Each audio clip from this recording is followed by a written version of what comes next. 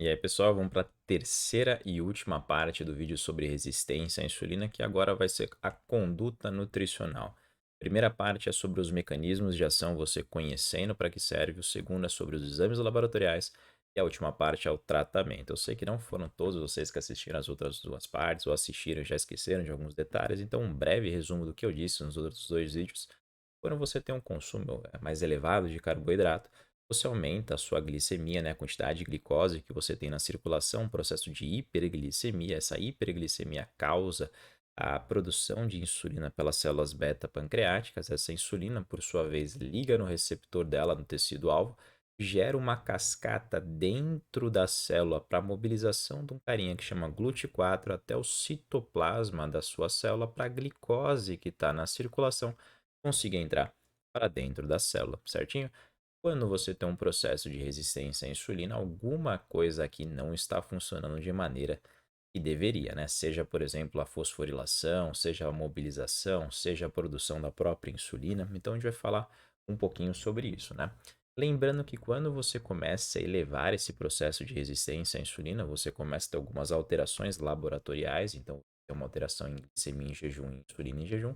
Eu mostrei no segundo vídeo, dos exames laboratoriais, que esses marcadores de maneira isolada não tem muito importância.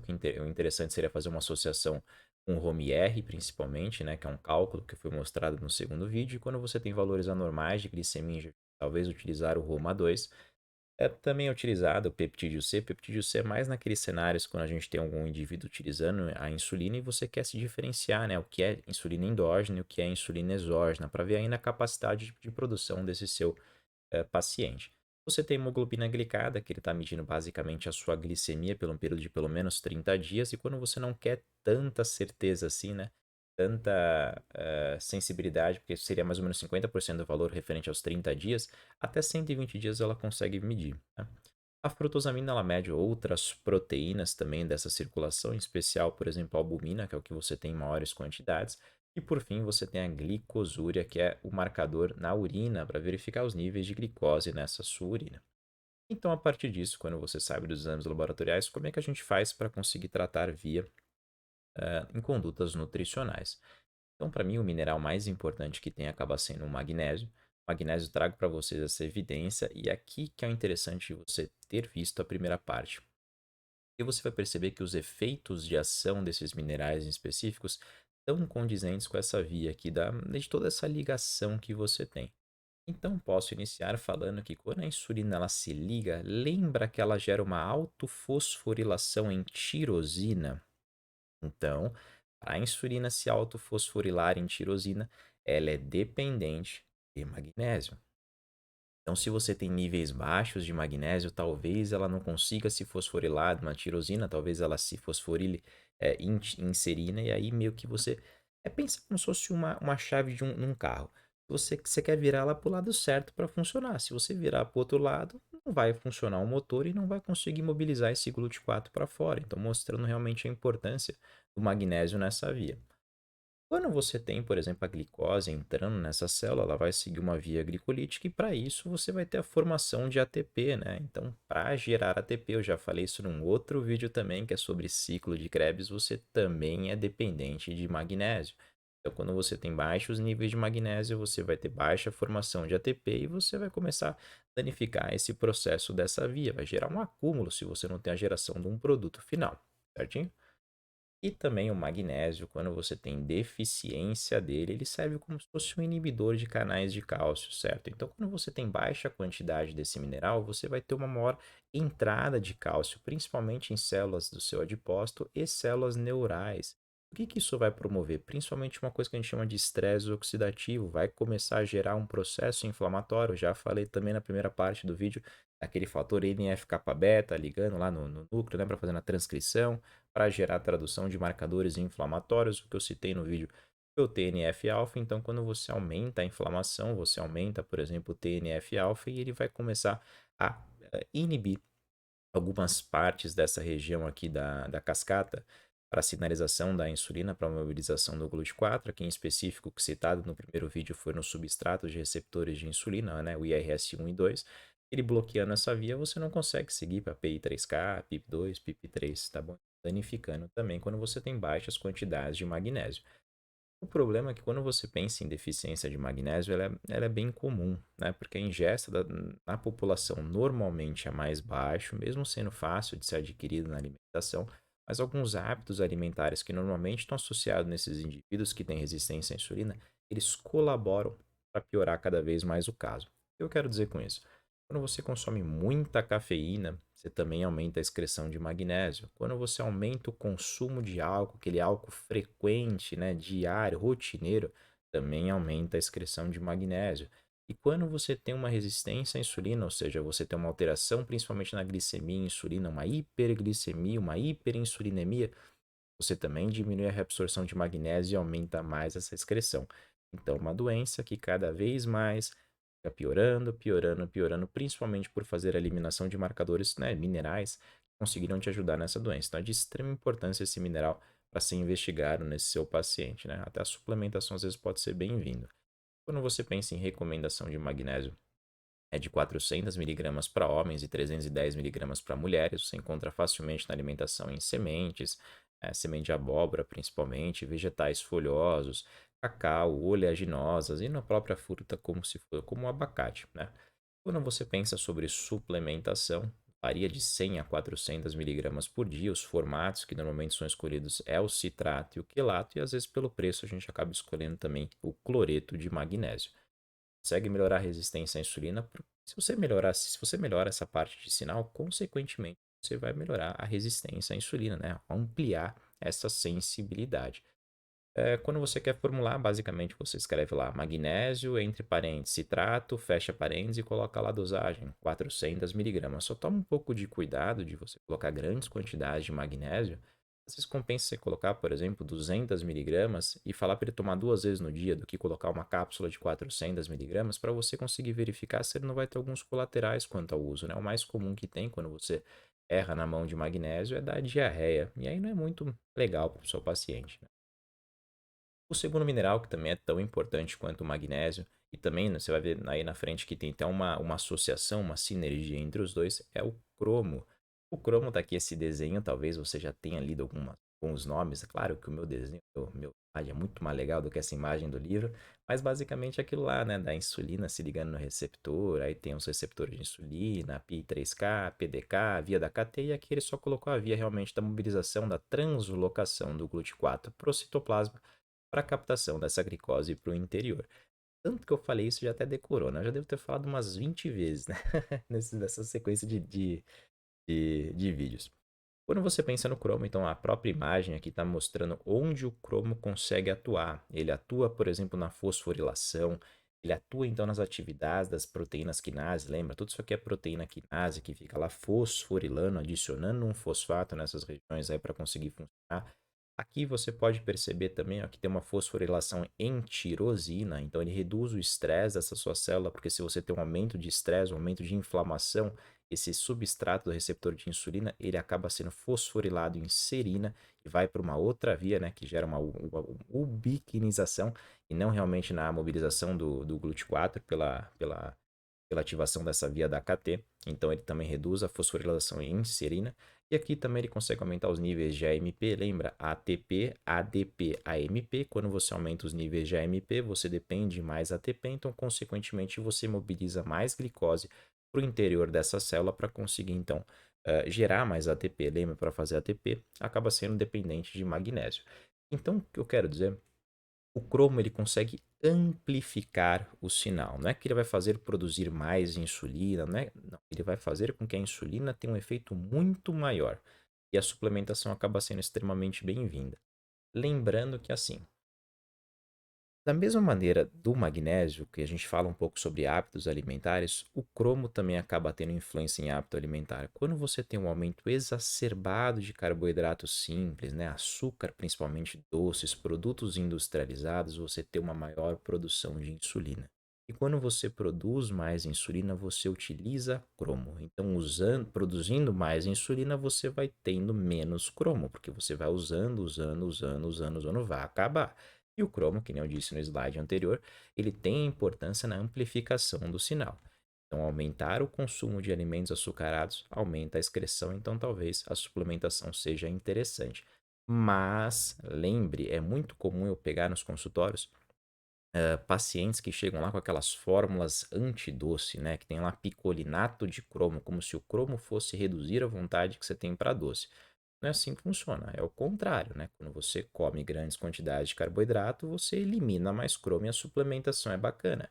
Mas esse estudo aqui mostrou se o indivíduo ele é eutrófico, ou seja, está dentro do peso e não tem um quadro de resistência à insulina, isso é o mais importante. Ele não tem uma alteração na glicemia, não tem uma alteração na insulinemia, não tem uma alteração no ROMIER ou nos outros marcadores que eu disse no segundo vídeo, a suplementação de cromo pode piorar a sensibilidade da insulina, então pode induzir a uma resistência à insulina.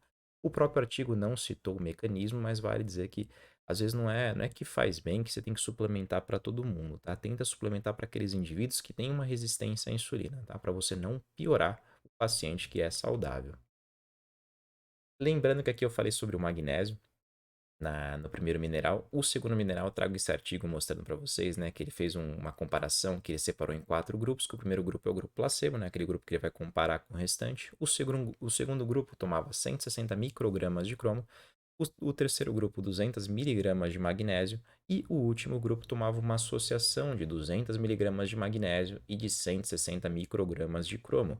E foi mostrado que a suplementação em conjunto de cromo e magnésio potencializou os benefícios quando a gente pensa na resistência à insulina. Então, são ótimos dois minerais que podem ser suplementados de uma maneira sinérgica para ajudar no tratamento desse seu paciente. As dosagens, né, de recomendação de cromo é de 150 a 400 microgramas por dia, né, principalmente na via suplementar. Você tem algumas fontes alimentares, a uva, a semente de uva também, laranja, tomate, brócolis ou a própria levedura de cerveja são ótimas fontes de cromo. E quando você pensa em suplementação, a dosagem de 200 a 400 microgramas por dia normalmente é suplementado no formato de picolinato de cromo e foi mostrado que realmente a suplementação consegue melhorar a resistência à insulina, consegue melhorar a hemoglobina glicada e mais outros marcadores quando a gente envolve essa sinalização. Novamente, o mesmo argumento que eu dou quando eu penso em magnésio, quando você melhora, potencializa, amplifica essa via de sinalização, consequentemente você vai deixar o mecanismo, que é o seu corpo, muito mais eficiente. Mas suplemente apenas se o seu paciente tem um processo de resistência à insulina. Outro marcador, né, outra vitamina que é importante, saímos de mineral, vamos para vitamina, é a vitamina D, mostrando que a vitamina D ela é de extrema importância para a produção de insulina no seu corpo. Ele estimula, ajuda as suas células beta-pancreáticas a produzir insulina, melhora um turnover, acelera a produção. Lembra lá quando eu falei de peptídeo C? Pré-proinsulina, proinsulina e depois insulina madura, ele auxilia a conversão de proinsulina para insulina, então vitamina D é de extrema importância. Esse artigo que eu mostrei nesse slide aqui, ele mostrou que em indivíduos, mulheres que tinham lá 10 nanogramas por decilitro, né, de vitamina D, tem lá no exame de sangue normalmente nanograma por decilitro, eles falam que a dosagem média é até 20 nanogramas e se você está em fator de risco é 30 nanogramas para cima. De você ir de 10 para 30 nanogramas por decilitro, você conseguiu melhorar em 60% a sensibilidade à insulina desses indivíduos. Então, quando você faz a comparação com o medicamento, você pega a metformina, normalmente ela tem uma melhora de 13%, correção de vitamina D chega a 60%. Esse troglitazona, eu honestamente não conhecia, mas eu vi que ele tem 54%, eu vi que ele foi proibido lá para meados de 2000, porque ele gerava um efeito muito hepatóxico, né? Normalmente o mais utilizado acaba sendo a metformina. Então, vitamina D é de extrema importância para a melhora da sensibilização à insulina.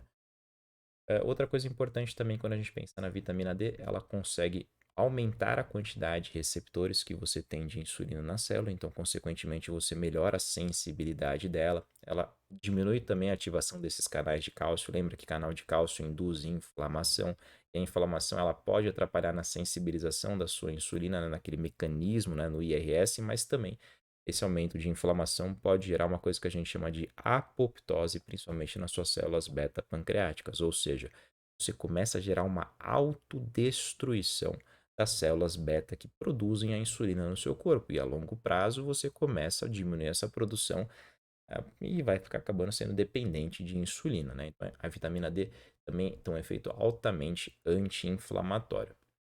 Normalmente as dosagens que são utilizadas 1000 I por dia para fazer uma manutenção, né? 2000 I por dia. Tem indivíduos que trabalham aí com 4000, dependendo do nível de deficiência.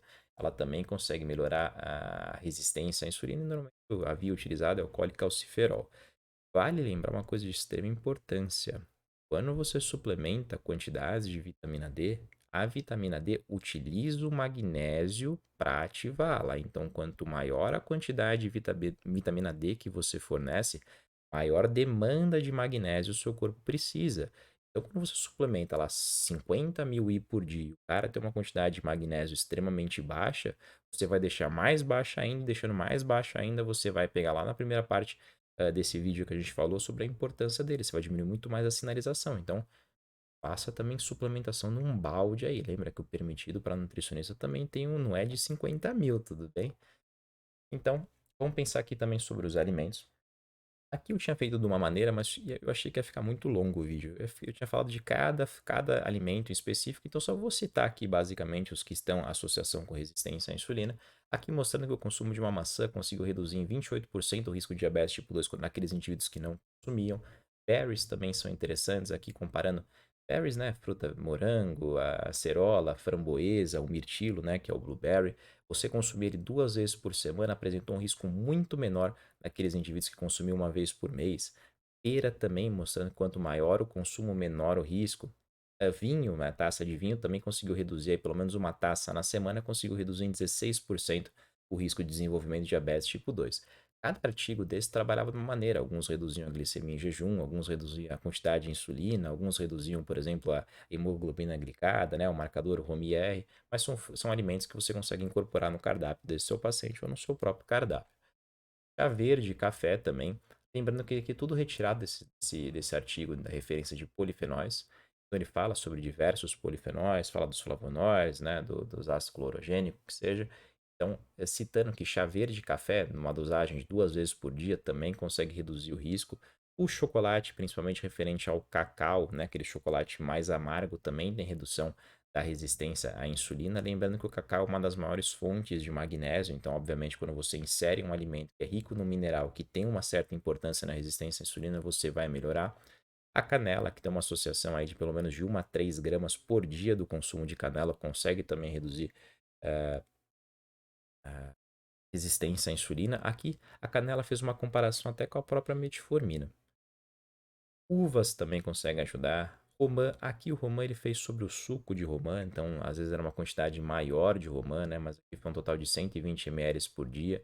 O azeite extra virgem também conseguia reduzir. Sempre essa comparação ela é feita com os indivíduos que não consumiam, tá? Oleaginosa, aqui em específico as nozes. Sementes, em específico a semente de linhaça, a cúrcuma, mas toma um pouco de cuidado contra a cúrcuma, porque cúrcuma normalmente está associado com a suplementação, você tem que ter a patronização dessa curcumina, né? Aqueles 90% de curcuminoides. E ainda você tem que colocar junto com essa formulação a piperina, porque a biodisponibilidade da curcumina ela é muito baixinha, então você tem que usar a piperina que tem lá na pimenta preta. Você coloca na mesma formulação, né? Curcumina lá, com 90% de curcuminoide, mais piperina para você realmente conseguir extrair os benefícios. Senão você vai dar uma coisa que não vai conseguir ser absorvida de uma maneira eficaz. O alho também mostrando boas evidências e o gengibre, 3 gramas por dia. Eu poderia ficar falando sobre um monte de alimento, um monte de suplemento, porque quando você pensa nos fatores de risco que a gente tem obesidade, a gente tem inatividade física, a gente tem um aumento de inflamação. Então, vou dar um exemplo. Você trabalha com ômega 3, que o ômega 3 tem o eicosapentenoico, que é a fração EPA, que é anti-inflamatório. Então, vai reduzir a inflamação. Reduzindo a inflamação, consequentemente, você vai melhorar a resistência à insulina. Algum suplemento que melhora o desempenho esportivo, que vai mobilizar mais o GLUT4. Então, eu poderia falar de diversos alimentos, diversas coisas, o consumo de fibra, o consumo de água. Eu trouxe realmente os que mostram nas evidências que eu citei, mas a lista é gigantesca. Eu espero que vocês tenham gostado e até o próximo vídeo.